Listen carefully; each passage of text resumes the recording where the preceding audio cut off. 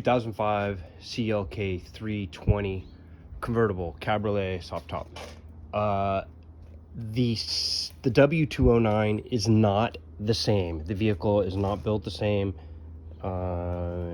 Directions on how to fix the window probably most likely don't apply.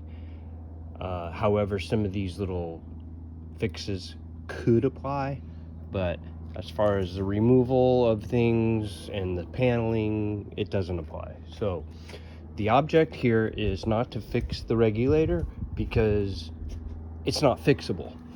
So we're just going to try to get the window closed, fix it so it's closed, and I'll get to the regulator part later when we go there. I'm going to run you through some steps on what to try to do to get the window shut.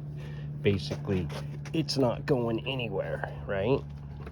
So what I want you to do, pull the trim off, pull the nut off, get yourself something to loosen this up with, and just kind of bang it around a little bit. And while you're doing that, you need two people. While you're doing that,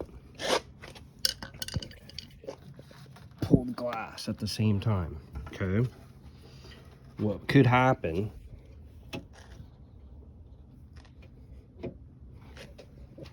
is it could loosen up and you could get this thing up and back into position. If it does not go up, now you're into a bigger project. You have to remove the seat, because right behind that seatbelt buckle, about like in the bend where that crease in the seat is, there's a screw that holds the panel on, which is right here. This screw right here and this screw, those have to be removed, and they're tucked way back in there. So you have to pull everything apart. You got to pull the seat out, you got to pull the center console out, you got to pull the back seat out, or at least what I did, I wedged it so I can just get to those screws.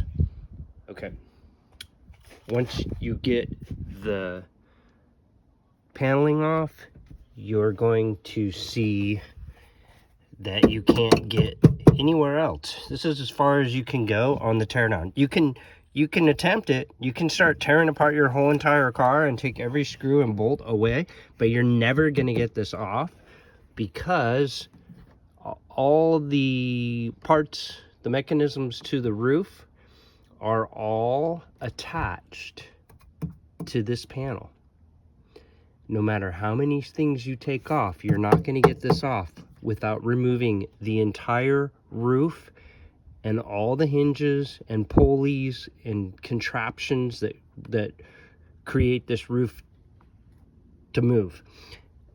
You take this to a shop, you're gonna call, they're gonna go, yeah, $2,000 to fix the $1,500 to $2,000 to fix the window regulator.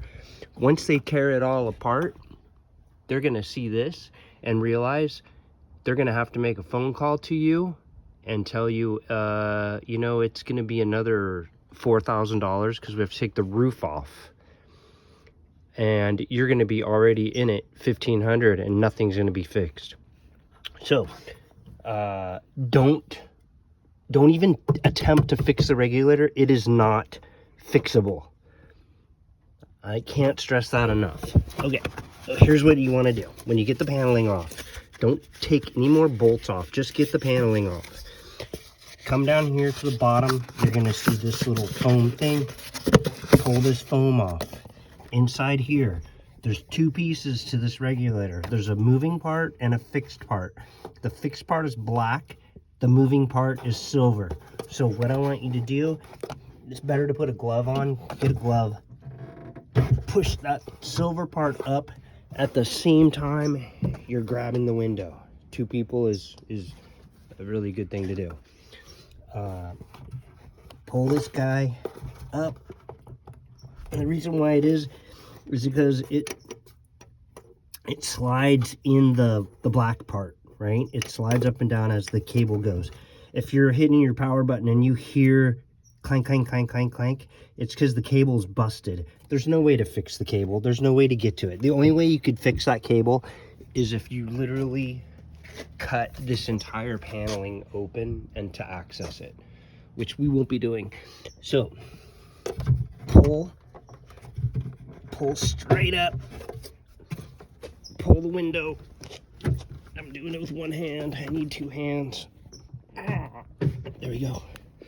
Okay, you're gonna get a little action here. You just pull. It kind of comes up that way first. Once you get this part, once you get this side to come up, then it will pull into position like that. Okay, the window's up. Technically, the window needs to come down a little bit when you do the top, when you open the top. So what you can do at this point is, I got these floor wedges, and I'm going to use these just to show you. Little floor wedges. So if you stick them, once again, I'm one-handed here, just shove them in there to hold the window in place. Maybe a different kind of wedge with maybe a rubber siding to keep it from slipping down, because when you hit bumps and stuff, the window may or may not fall down. It may sit here in place and you may be good to go with the. I'm just happy my window's closed right now. That's all I care about. I'm never gonna roll it down ever again, so I'm good. So throw a couple wedges or something in there, so just in case you have to open the top. If you have that desire to open the top, you want to make it so you can pull the wedges out, lower the window a little bit, lower your top. Okay. The other thing you can do, which I'm gonna do, is I'm just gonna shove something in that hole to keep. I'm gonna try to put a screw on there to keep the pulley from falling again. Or if you go to where your window connects, you can pull that screw out and get a longer screw that comes out here and attach something so it won't slip down, right? So if it does fall down, it'll only slip down a tiny bit and you won't have to start this whole project over again. The other thing is, I may have already said this, when you pull the seat off and you take the screw off, since your seat's already jacked up, pull the two screws out of that side. Then when that side breaks, you don't have to take the seat out. You can just pull the panel out. All right. I hope this saves you a lot of headache. I'm thrilled that my window's closed. Now I can drive this thing. All right. Good luck.